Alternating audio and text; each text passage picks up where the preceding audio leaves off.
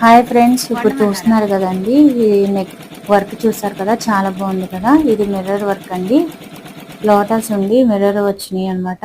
ఇది left side అయిపోయిందండి, ఇది రైట్ సైడ్ వచ్చింది. ఇప్పుడు అది రౌండ్ గా గీసున్నాయి, మిర్రర్ అంటించాలన్నమాట. అది శాంపుల్ గా అలా గీసి ఉంచుతండి.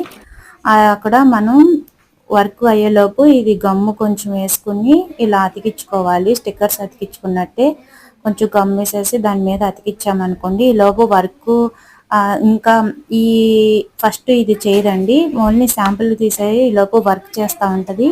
ఈ లోపు ఆరిపోద్ది కాబట్టి తర్వాత లాస్ట్ లో వర్క్ చేసిద్ది అనమాట.